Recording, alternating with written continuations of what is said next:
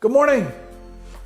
Today's the first day of something. I don't know what this something is, but it's hopefully going to be something great, and it's hopefully going to be something that you guys enjoy and appreciate and watch this journey. And so you know me, my name is Jeremy. I've been on this journey of helping companies and advising people and raising money and putting deals together for a long, long time.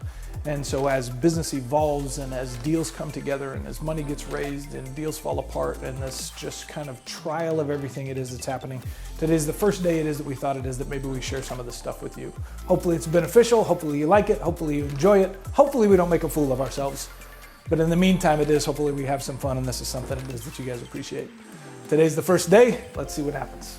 This is a mess. Teenagers, take the trash out.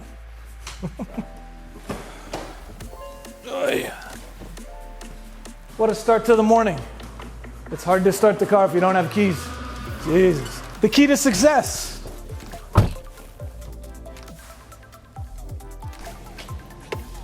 Yep. Okay, Kirby, gotta get out of here. Okay. We locked the front door. If you try to kiss her and she kisses you back, it's a good day. Let's go.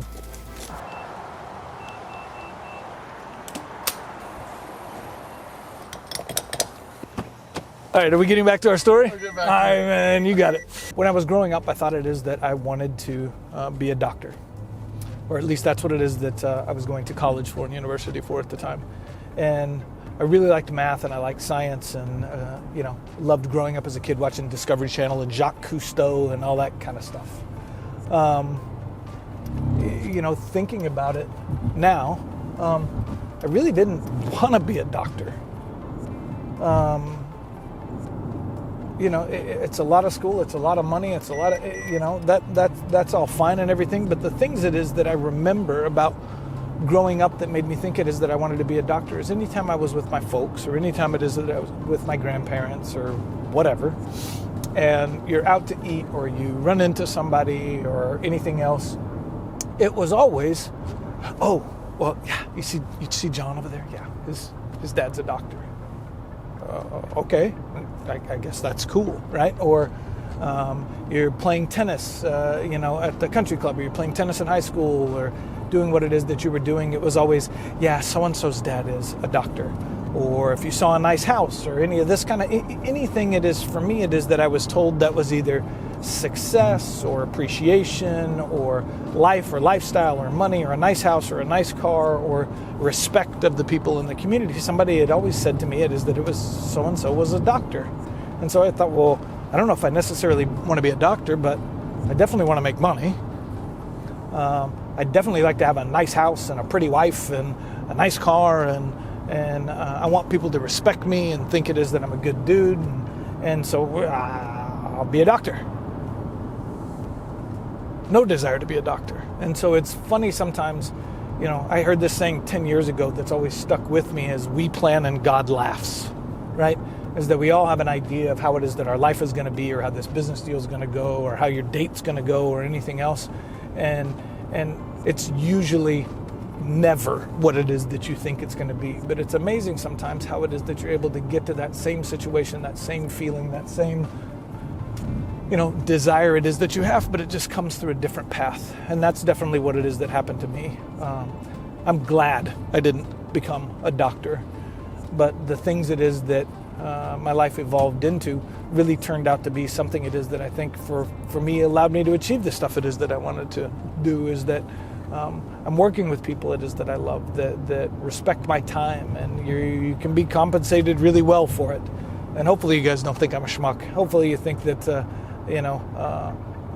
I'm somebody it is that you want to spend time with and do business with and respect their opinion and that kind of a thing. And I definitely have a hot wife, so maybe something wrong with her, but I definitely have a hot wife and I got pretty great kids. And so it's we plan and God laughs, because it certainly worked out for me.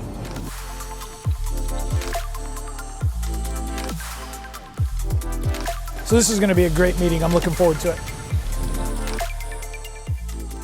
So really, the thoughts here in moving out of the middle is really not doing anything it is to change my business, because I love my business. If I didn't have to wake up tomorrow and do it for money, I'd do it anyways, because I like the Rubik's Cube effect of putting stuff together, right?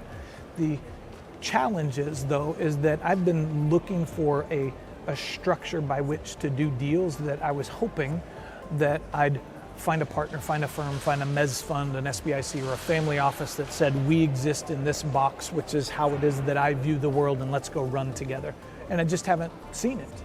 And so the thoughts for moving out of the middle is that I've been half of both sides. So I've been on the side to where half of my day is spent as Chuck Woolery, right? Playing the dating game, right? Putting two and two together, hopefully making thoughtful introductions to prudent sources of capital that make an impact on whatever the business is trying to do, right?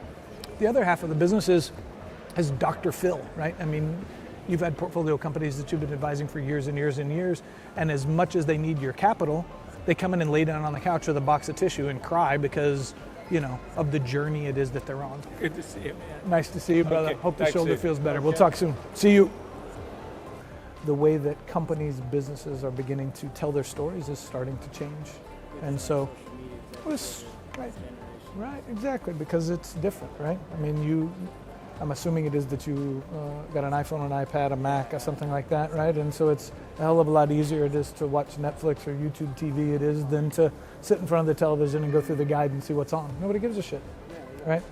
And so there's brands and companies now that you're seeing it is that are telling their story, whatever they do, whether it's their coffee shop or selling sneakers, that now tell their story and sell their sneakers through Instagram ads or Snapchat or whatever else it is that they're doing, right? And so for us and my business and my brand, so I invest in companies, we start to begin to tell our story for how it is that we look at companies and meet people and invest in brands.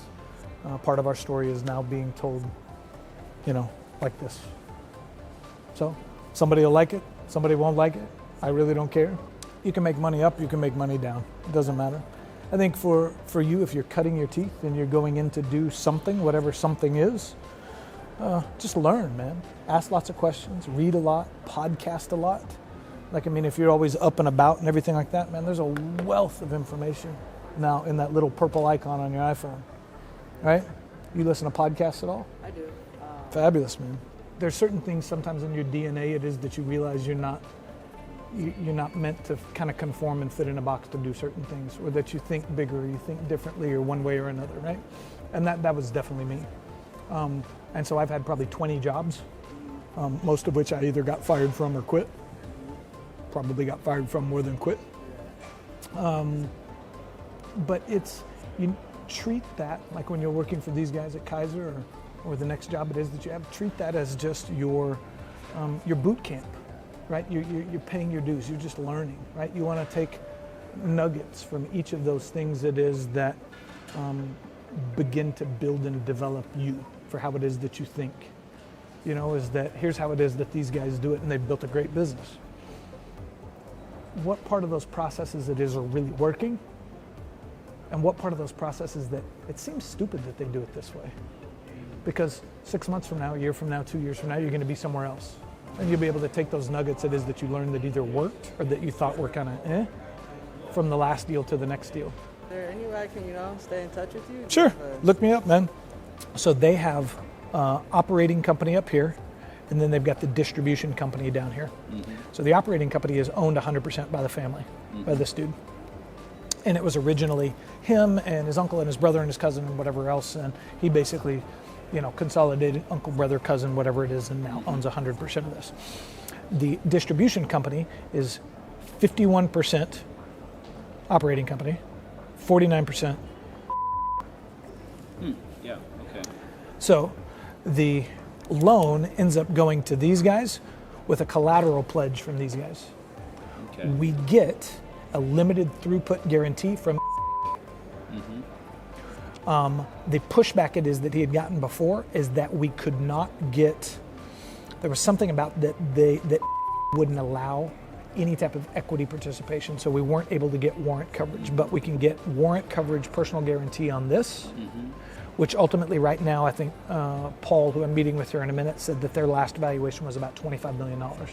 So their 51% share of this distribution is worth about $25 million. Your bones start creaking.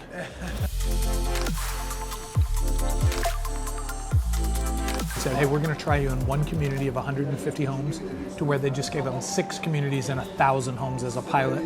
That if that goes well, they're giving them 60,000 homes going forward. Wow.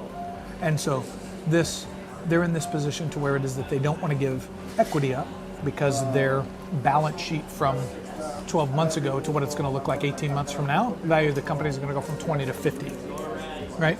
So how can I rent money for a particular period of time, right?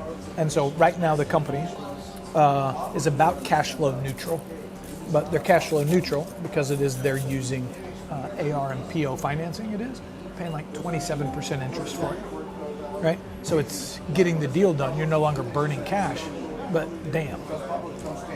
And so the construct it is that we ended up putting back to them was, I want you to remove your AR and PO financing. I'm going to come in as senior in the capital stack. I got a 14% face rate coupon on the deal, a 4% OID, 7% of the fully diluted shares of the company. I'm going to fund $2.5 to $2.7 million into the deal on a 2-year term. Hurry up and help me get to 100 million so you can quit your job. All right, just finished lunch. Let's see, heading out of Bellevue, getting back to the office, and then the next steps are I've got a call here in about an hour and a half with a friend of mine who just took their company public in China. They've got some new investments it is that they're doing here in the States, and we're gonna see what we can do to stir up apathy and make a dent in the world. So let's get back to work. Come on.